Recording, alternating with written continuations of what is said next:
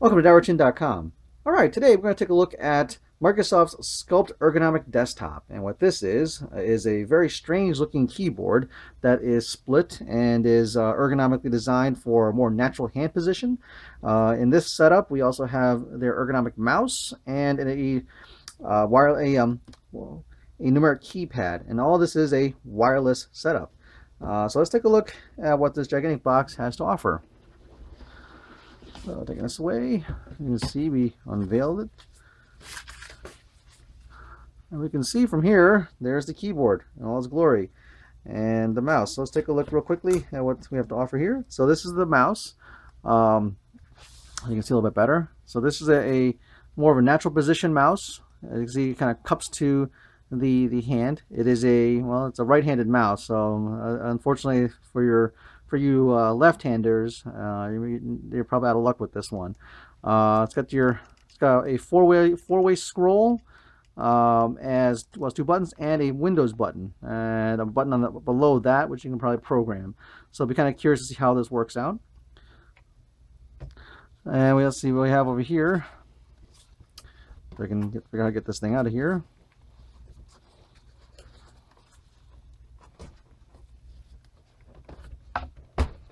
There we go. All right, it is the actual keyboard. And see, it's a pretty thin keyboard, very thin design. You can see from this view here, it's got a nice natural curve to it.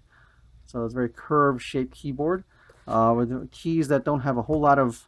They're very light pressured keys, so there's not a lot of give, not a lot of push in to make them work, which is kind of nice. It's very reminiscent of laptop keys. And then over here, if I get this guy out, I have some difficulty here. Here we go. Aha. You can see that. I can get a grip on this guy. Here we go.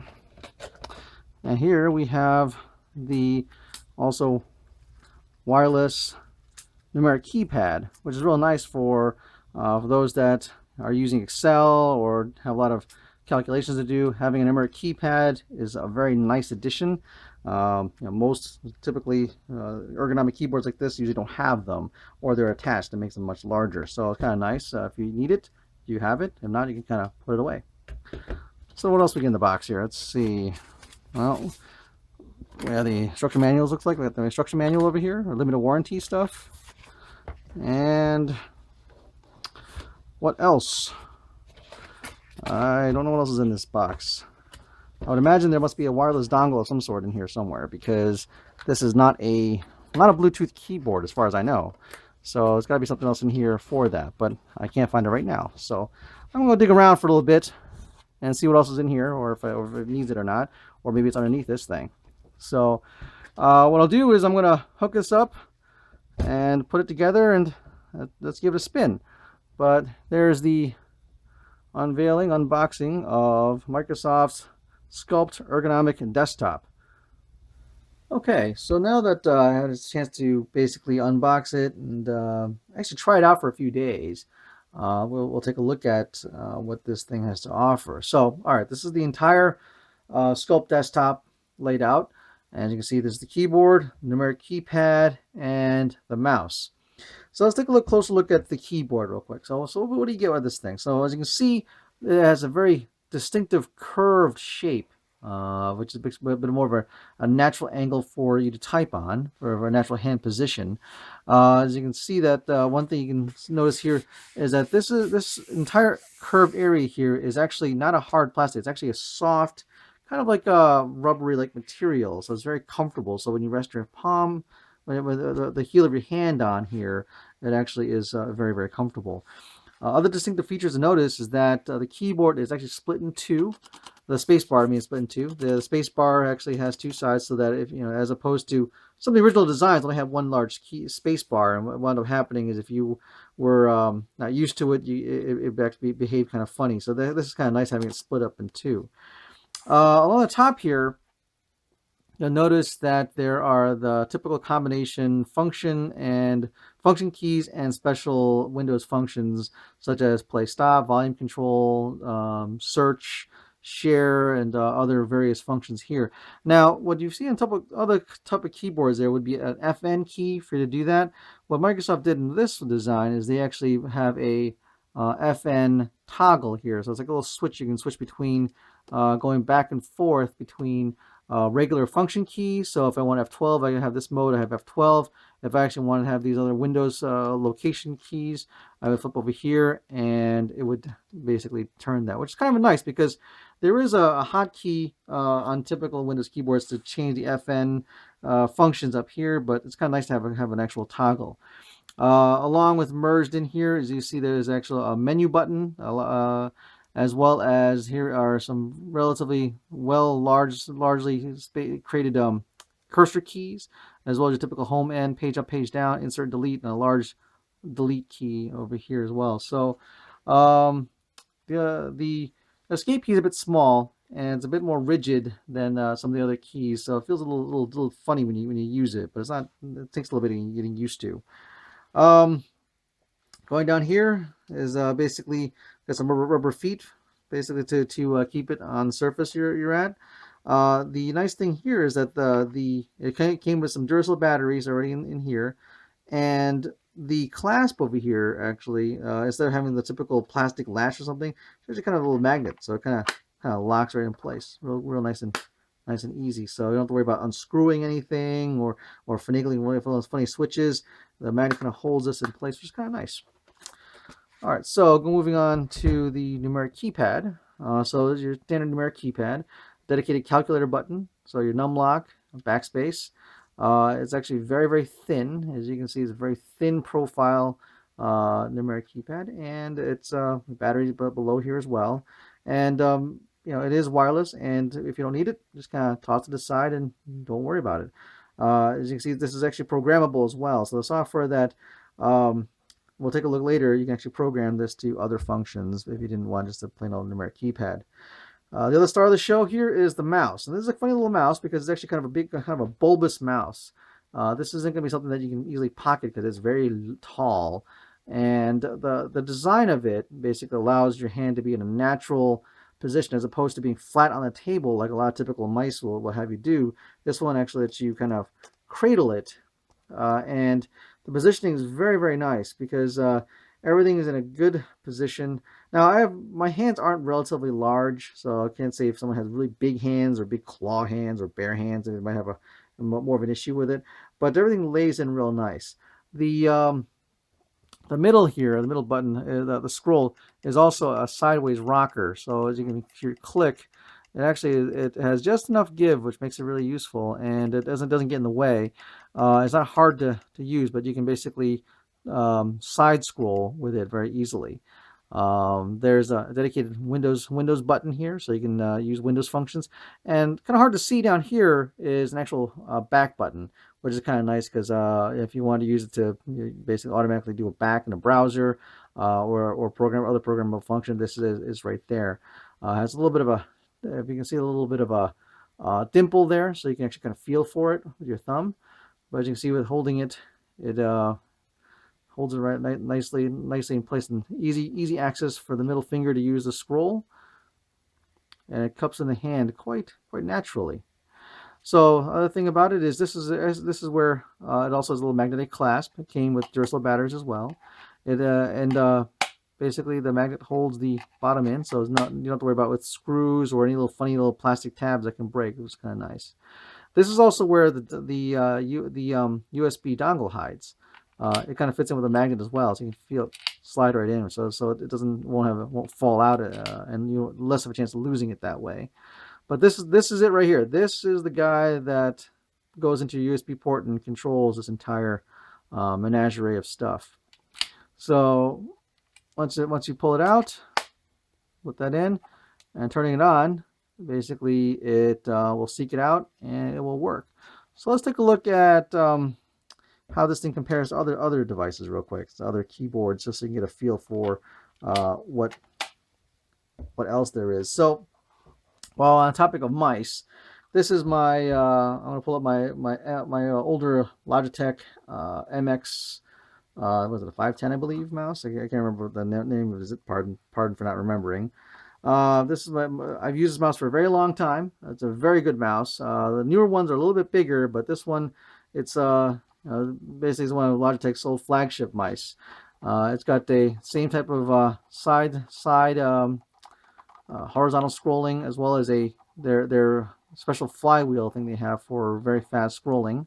And they actually had a side jog over here, which basically was for task switching and so forth. They had two buttons over here for backward and forward or other programmable functions that you can use. Now, compare size-wise, you can see that the Microsoft mouse is a little shorter and a little bit more bulbous. As you can see, it's just a larger mouse in particular, just so that it gets the hand in a bit more of a natural position. So when you're holding this mouse, you're pretty much a little more flat on the surface, as opposed to this one, and you're a bit, it's a different positioning altogether. And now this is a great mouse. Don't get me wrong. I've used this for a very long time. I love this mouse. But this is actually, I actually find this one a bit more comfortable than that. So let's put that to the side. And we will look at other keyboards. So one of my favorite keyboards I've used for a very long time is the older Microsoft keyboard, Bluetooth mobile keyboard 6000.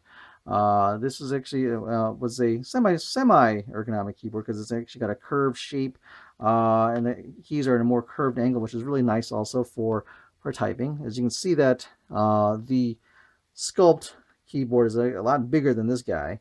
But obviously things are spaced out more in this one. But this is also still a very comfortable keyboard to use. It's actually one of my favorite keyboards I've used for a very long time. So once again, that's one way to look at both of them. And another keyboard I've actually liked a lot was the Logitech wireless K800. It's a full-size keyboard with a numeric keypad, very comfortably large keys with and it's great typing experience with this keyboard. But as you can see, it's quite a bit larger. So let's move this out of the way. And so you can see that in some ways, size-wise, if you put them side by side, they're comparable in size. But obviously this one's more of a traditional keyboard, a little more regular flat layout. It's a very good keyboard. It's wireless. It uses a dongle. They're unifying dongle for connecting to the device. And nice thing about these, this is backlit. So it's a very nice keyboard. So you want to compare how they are. Key size is a lot bigger on this one than this one. Obviously, you're going to buy this more for the ergonomics as opposed to the standard traditional typing experience.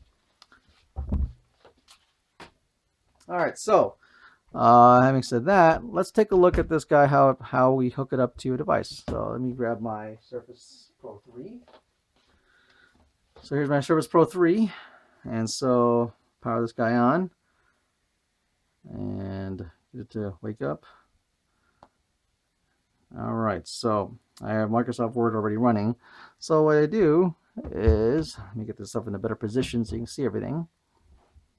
I will basically take the dongle out. Oops, pardon me. Oops, there you go, put it right back in. And we'll stick this in the USB slot right here.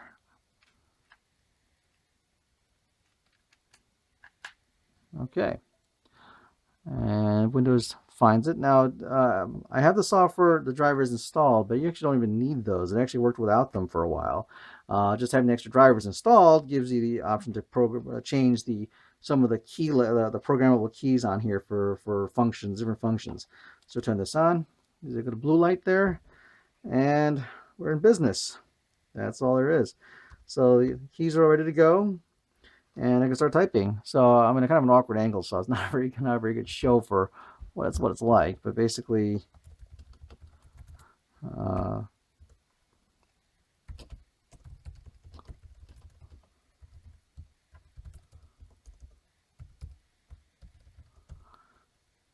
So it's great. It's a great feel to the typing. Now, so for some people that may not be used to this kind of curved keyboard, you might have to get a bit used to doing that way, using it. I've gotten used to these things when Microsoft first introduced these curved keyboards, and for a long time I used to slam the middle because my typing wasn't quite as good. But as you can see, everything works as expected. Nice, good response time. The keys feel really good to type on. It's a very solid feeling keyboard. The foam here is really, really nice. This padding here is really nice for extended typing sessions. I really don't have anything really negative to say about this keyboard. It's quite a nice keyboard. The original retail for this thing was around $130 or more. Best Buy has this thing for about $90. It's not bad considering all you get, because the mouse alone sells for $40 at Best Buy. So, all right, there you have it. A good look at using the Microsoft Sculpt Ergonomic Desktop. If you have any questions about it or things you want to see that I haven't maybe done with this thing, feel free to let me know. Thanks for watching. Oh, and so one thing I forgot to mention, just some nitpicky things, because I know some of my viewers don't like me being nitpicky, but I'm going to be nitpicky, is the one thing I did sort of miss on this thing is that there's no backlighting. I'm very, very spoiled by backlighting. Yes, I know. You can live without it, depending where your work environment, you may not even need it. But if you like working in the dark, because somebody like to work in the dark, this thing does not have backlighting. I really wish it did, but it doesn't. The other thing is it's a bit nitpicky, is just that this dongle here, basically it's kind of long. Now you're probably not necessarily going to be using it on a Surface tablet. You're probably using it for a desktop or something that's a little bit more large and you won't really care. But if you do want to use it for something like a Surface, you know, the dongle does stick out quite a bit compared to Logitech's unifying one, which is about half the size when it comes to sticking out. This is kind of long in comparison. So that's just something to consider as well. I mean, obviously, you're not going to be carrying this around. It's kind of a big thing. You're not going to be going to have that around. Plus, in some ways, I really wish it was Bluetooth too, because it would be nice if you're using it on a tablet like this, say if on the desk, and you don't want to take it with you. Obviously, you don't want it. You just want to have it there. Having Bluetooth would be kind of nice because you wouldn't have to worry about losing this one slot or having to stick a hub on it. So it's just some minor thoughts that I kind of forgot to mention when I was doing the original part of the video, but something that you may want to consider, things to think about. Now, for me, I'm not really going to be using this on my Surface as much. I have a desktop that I work with, and it's going to go on there. It's actually going to be, well, it's actually a Mac of all things. I'm pretty sure it'll work. I'll let you know if it doesn't. But there's some final thoughts. So, take it for what it is. It may be something you're considering, or it might be something you want to think about. So once again, the USB being a little bit larger, coming out, no backlighting, non-Bluetooth. But aside from that, this is still an excellent setup for your desktop or even your tablet if you want to. Thanks for watching.